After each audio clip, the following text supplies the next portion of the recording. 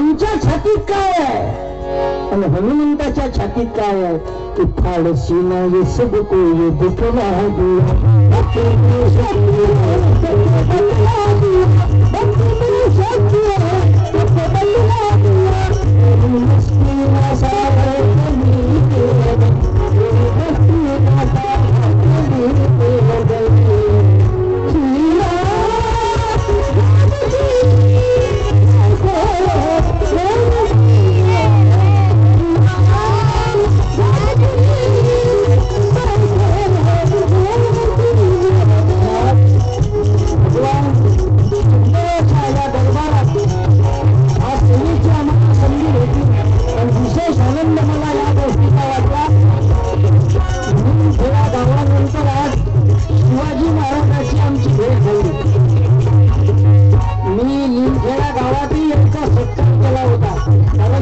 ख्यातीच आहे ते तुम्ही मांग सांगितली ते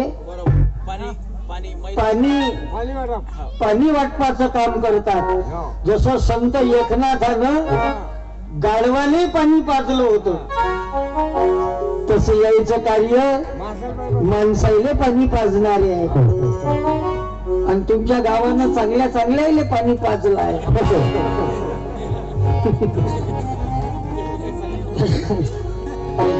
म्हणतो मनातल्या मनात याला आणलंच कुठून वा.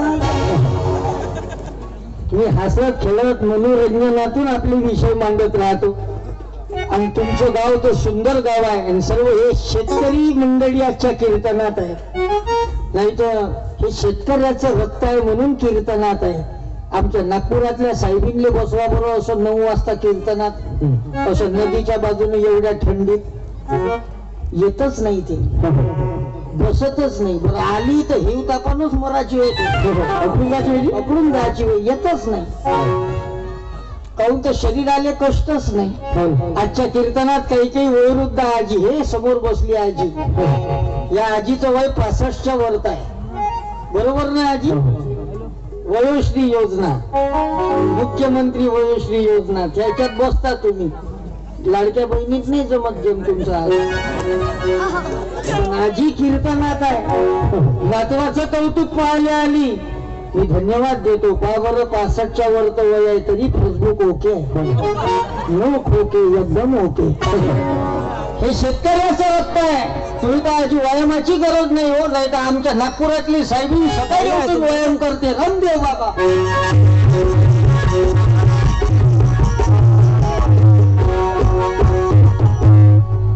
त्या बाईने विचारावं काहून मावशी व्यायाम करते तर फिटनेस छान राहायची म्हणते.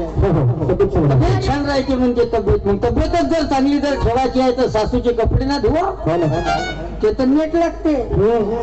वॉशिंग मशीन आणते घरातून, सकाळी उठून बाबाचा व्यायाम. तुम्ही लहान लहान पोरं बोलत जा. मला सांगा, शेतकऱ्याला कधी व्यायामाची गरज पडली का? नाही. कामगाराला कधी व्यायामाची गरज पडली का? नाही. मजुराला कधी व्यायामाची गरज पडली का? नाही. ज्या बाया घरी रोज काम करतात त्याला कधी व्यायामाची गरज पडली का? व्यायाम करू नका असं आपलं म्हणणं आहे का? निरोगी शरीरासाठी व्यायामही आवश्यक आहे, पण ज्याला व्यायाम समजत असून त्यानंच व्यायाम करावा. नाही तर मला घराजवळ एक म्हातारं मेलं या व्यायामापायी. म्हणजे ते सकाळी सकाळी लागते का बाबाचा व्यायाम टीव्हीवर. बाबाजी लावला बा टीव्ही सकाळी 6-7 वाजता. आणि त्या टीव्हीच्या समोर ते बाबाजी बसले आणि ती बाबा जसं सांगे तसं बाबाजी करे. बाबांनी सांगितलं श्वास अंदर घ्या. बाबाजी श्वास घेतला बा अंदर आणि तेवढ्याच वेळात लाईन गेली.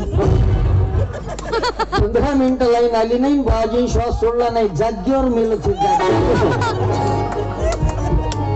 आईचा व्यायाम करतात की आमच्या कास्तकाराचा तो व्यायाम पा की त्याच्या मातीत मातीत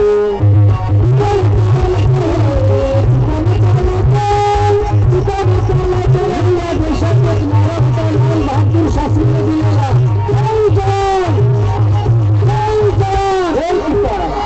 आता कसं चालूय? मोर जवान, जवान तिकडं सीमेवर मरते आणि किसान इकडं शेतात मरते.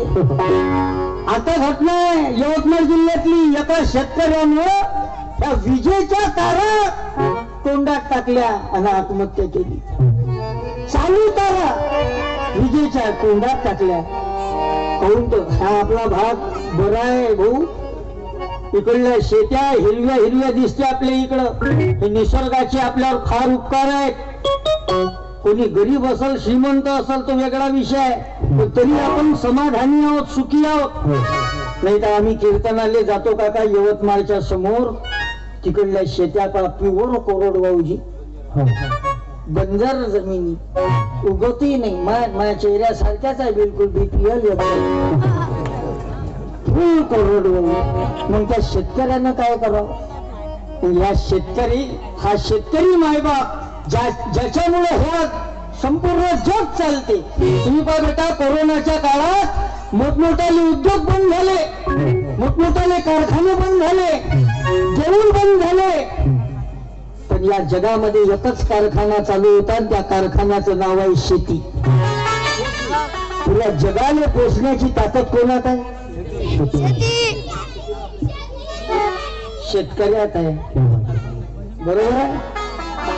जेव्हा देवाने दार बंद करून घेतले, जेव्हा देवाचे दार बंद होते, तेव्हा शेतकऱ्याचे दार खुले होते. म्हणून तर तुम्ही शेतकरी मायबाप, तुमचं कौतुक करावं तेवढं कमी आहे. एक तर किसान आणि दुसरा जवान. आता जवान म्हणजे काय हे समजून घेणं महत्वाचं आहे.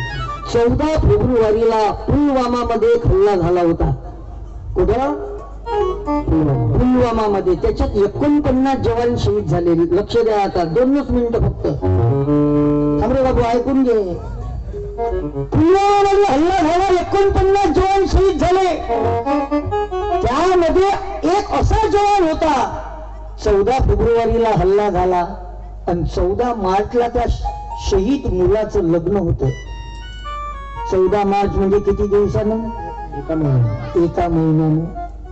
14 मार्चच्या दिवशीच, 14 फेब्रुवारीच्या दिवशी तिकडे हल्ला आतंकवाद्याचा, पाकिस्तानवाल्याचा. आणि त्या पोराचे आई वडील त्याच्या लग्नाची खरेदी करत होते मार्केटमध्ये. बॉर्डरवरून फोन आला, सीमेवरून, तुमचा मुलगा आता राहिला नाही, तो शहीद झाला, त्याचं शरीर आम्ही पाठवत आहोत तुमच्याकरता. दुसऱ्या दिवशी चार्टर्ड ट्रेननं त्या शहीदाचं पार्थिव शरीर गावामध्ये आलं. गावामध्ये एका मोठ्या मैदानात त्या जवानाचं पार्थिव शरीर ठेवलं होतं. प्रत्येकाच्या डोळ्यात पाणी होतं, कारण गावाने एक सुपुत्र गमावला होता. असा मुलगा ज्याचं 1 महिन्यानंतर लग्न होतं, असा मुलगा जो आई वडिलाले एकुलता एक पोरगा होता. त्या पोराला जे काका, त्यालाही पोरपोरी नाही. दोघा भावामध्ये एका भावाले झालेला हा एकच पोरगा, आणि तोही देशासाठी शहीद झाला. मग प्रत्येकाच्या डोळ्यात पाणी. तेव्हा एक पत्रकार आला गावात. पत्रकार आला आणि पत्रकारानं त्या शहीदाच्या आईचा इंटरव्ह्यू घेतला, मुलाखत घेतली. आणि त्या पत्रकारानं त्या शहीदाच्या आईला प्रश्न विचारला. प्रश्न सोपे होता विद्यार्थी भावांनो. पत्रकाराने प्रश्न विचारला शहीदाच्या आईला, म्हणजे तुमचा एकुलता एक मुलगा मरण पावला, ज्याचं 1 महिन्यानंतर लग्न आहे. एक आई म्हणून तुम्हाला कसं वाटते जरा देशाला सांगा. त्या शहीदाच्या आईनं 2च वेळी उत्तर दिलं. त्या शहीदाच्या आईनं उत्तर दिलं, माझा एकुलता एक मुलगा मरण पावला, याचा आई म्हणून मला दुःख वाटते, पण माझा मुलगा या भारत देशासाठी शहीद झाला, याचा मला अभिमान वाटते. हे शहीदाचं जीवन, हा देश या त्यागातून तयार झालेला हा देश आहे. आणि त्यामुळे लोकांमुळे तुम्ही आम्ही आज